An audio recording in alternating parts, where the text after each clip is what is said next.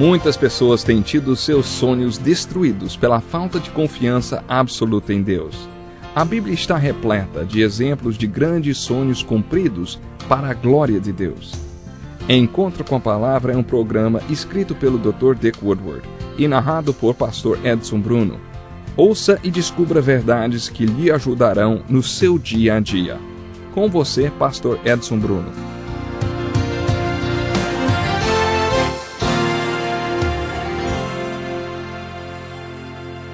Estamos começando o nosso programa de hoje e ouça estas palavras. Ouçam isto, anciãos, escutem todos os habitantes do país. Já aconteceu algo assim nos seus dias? Ou nos dias dos seus antepassados? Contem aos seus filhos o que aconteceu e eles aos seus netos, e os seus netos à geração seguinte. O que o gafanhoto cortador deixou, o gafanhoto peregrino comeu. O que o gafanhoto peregrino deixou, o gafanhoto devastador comeu. O que o gafanhoto devastador deixou, o gafanhoto devorador comeu. Acordem, bêbados, e chorem. Levantem-se todos vocês, bebedores de vinho. Gritem por causa do vinho novo, pois ele foi tirado dos seus lábios. Uma nação poderosa e inumerável invadiu a minha terra. Seus dentes são dentes de leão. Suas presas são de leoa. Arrasou as minhas videiras e arruinou as minhas figueiras. Arrancou-lhes a casca e derrubou-as, deixando brancos os seus galhos. Pranteiem como uma virgem em vestes de luto que se lamenta pelo noivo da sua mocidade. As ofertas de cereal e as ofertas derramadas foram eliminadas do templo do Senhor. Os sacerdotes que ministram diante do Senhor estão de luto. Os campos estão arruinados, a terra está seca, o trigo está destruído, o vinho novo acabou, o azeite está em falta. Desesperem-se, agricultores, chorem, produtores de vinho, fiquem aflitos pelo trigo e pela cevada, porque a colheita foi destruída. A vinha está seca e a figueira murchou. A romanceira, a palmeira, a macieira e todas as árvores do campo secaram. Secou-se mais ainda a alegria dos homens. Bem-vindo a mais um encontro com a Palavra. Pegue a sua Bíblia, acomode-se. Estamos fazendo um estudo introdutório de toda a Bíblia e já chegamos aos profetas do Velho Testamento. No programa de hoje estudaremos o profeta Joel. Joel é o segundo profeta dos 12 últimos profetas, os chamados profetas menores. Você acabou de ouvir a introdução do livro de Joel. Não sei se algum de vocês já viveu isso que Joel descreveu. Eu já vi campos serem comidos por gafanhotos. É uma experiência horrível. É impressionante o som que eles fazem quando estão avançando sobre uma área e destruindo a vegetação. Joel está descrevendo uma praga dos seus dias, a praga dos gafanhotos, que era uma calamidade que provocava fome. Ele chama esta praga de o dia do Senhor, usando a mesma expressão que grande parte dos profetas usou. É difícil definir a época em que Joel viveu, porque no início do seu livro não há citação de quais foram os reis que reinavam durante o seu ministério.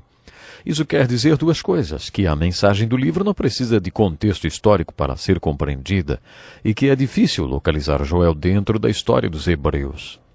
Estudiosos divergem quanto à época em que Joel viveu. Os liberais o localizam entre os anos 500 e 400 a.C., um período mais avançado da história.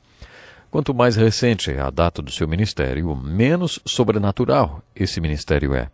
Os conservadores o localizam num período anterior da história, por volta de 830 a.C., fazendo-o contemporâneo de Elias e Eliseu.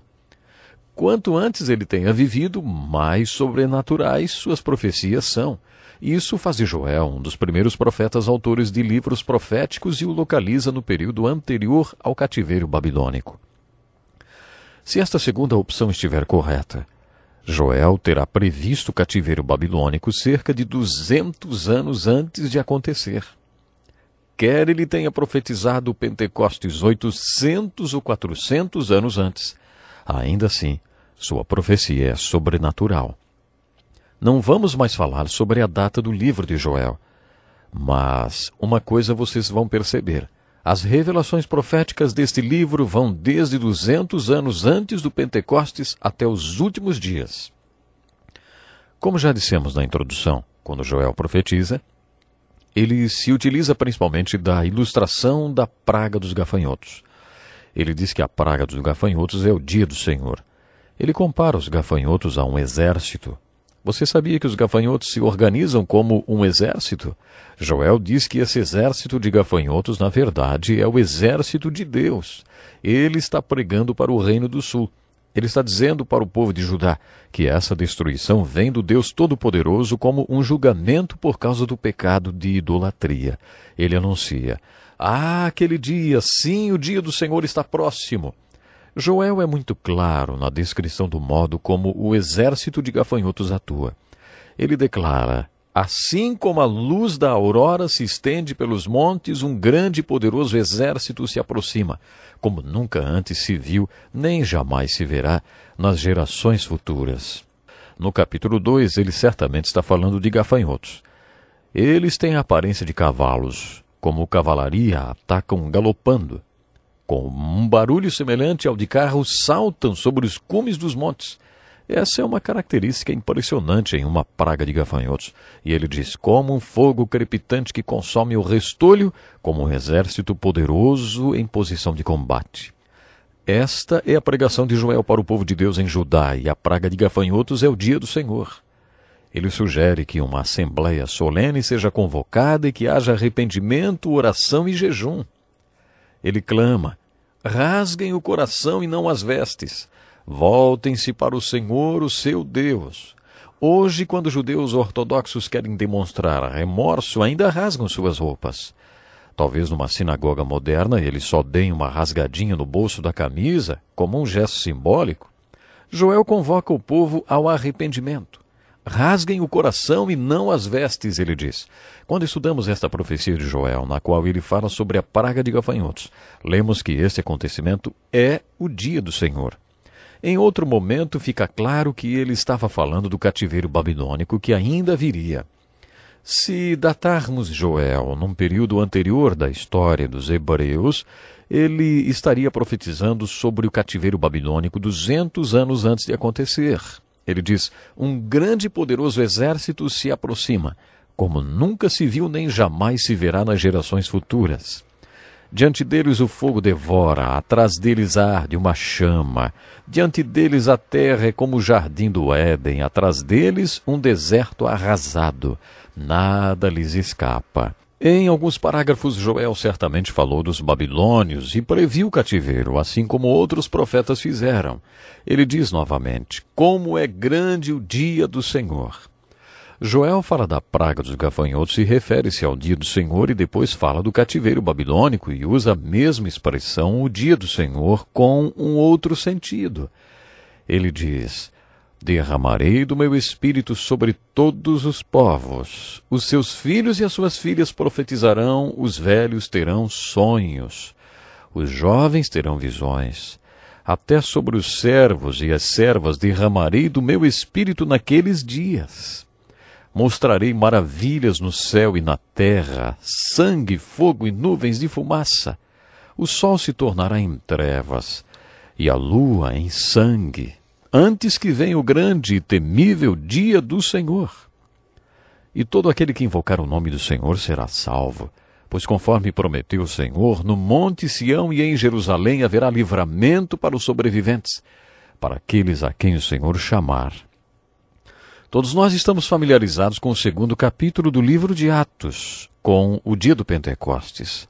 Pedro começou a descrever todo o milagre do Pentecostes com as seguintes palavras: isto é o que foi predito pelo profeta Joel. Quando o povo viu línguas de fogo que se separavam e pousavam sobre cada um dos discípulos, quando os ouviram falar em línguas e também ouviram um forte som como de um vento forte, perguntaram: que significa isto? Pedro respondeu: isto é o que foi predito pelo profeta Joel. Por isso, através do 2º capítulo de Atos do Novo Testamento, verificamos que Joel definitivamente estava falando sobre o grande milagre do dia do Pentecostes. Se você estudar as profecias de Joel sobre o Pentecostes no capítulo 2, versículos 28 a 32, que acabamos de ler, atentando para os detalhes, verá que aquilo é o derramamento do Espírito sobre as pessoas. Quando estudamos o profeta Ezequiel, falamos que o Espírito ministra dentro de nós, entre nós e sobre nós. Quando o Espírito ministra sobre nós, chamamos isso de unção do Espírito. A profecia de Isaías descreve uma unção especial do Espírito sobre o povo de Deus. A unção descrita pela profecia de Joel envolve uma unção de toda a carne, não apenas da carne judaica. Aquela unção não aconteceu apenas no dia de Pentecostes, porque todas aquelas pessoas que receberam o Espírito Santo no dia de Pentecostes eram judias. As línguas que foram faladas no dia do Pentecostes eram profecias, porque a mensagem deveria ser para todo o povo. O Pentecostes foi profetizado por Joel para todas as classes de pessoas pobres e ricos. A profecia de Joel declarou que quando o milagre do Pentecostes acontecesse, as pessoas clamariam pelo nome do Senhor e seriam salvas. No dia do Pentecostes, 3.000 pessoas foram salvas. Mas é claro que quando estudamos os detalhes da profecia de Joel, percebemos que nem todos foram cumpridos no dia de Pentecostes. Um dos meus professores, Dr. Charles Feinberg, era um judeu messiânico e um grande estudioso que escreveu um livro sobre os 12 últimos profetas. Em um dos seus textos ele diz que estudou a profecia de Joel e o dia de Pentecostes, e que esta profecia foi parcialmente cumprida no dia do Pentecostes, mas será totalmente cumprida nos últimos dias. Quando pensamos nos últimos dias e estudamos as profecias de Joel, vemos que ele profetizou coisas que não aconteceram no dia do Pentecostes. Ele diz assim: mostrarei maravilhas no céu e na terra, sangue, fogo e nuvens de fumaça. O sol se tornará em trevas e a lua em sangue, antes que venha o grande e temível dia do Senhor. E todo aquele que invocar o nome do Senhor será salvo. Pois conforme prometeu o Senhor, no Monte Sião e em Jerusalém haverá livramento para os sobreviventes, para aqueles a quem o Senhor chamar.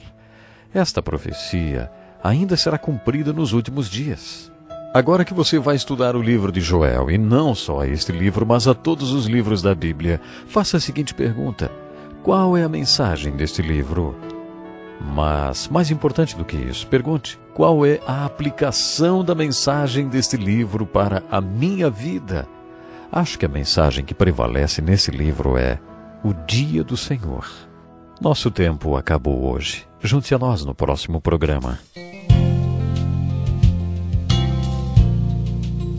Que lição importantíssima. Obrigado, Pastor Edson Bruno. Prezado ouvinte, coloque em prática o que você ouviu aqui. Sem dúvida, sua vida será grandemente abençoada. Este é um estudo escrito pelo Dr. Dick Woodward, na voz do Pastor Edson Bruno.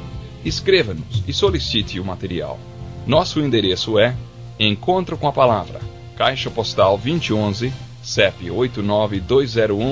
89201-970, Joinville, Santa Catarina. Até o nosso próximo Encontro com a Palavra.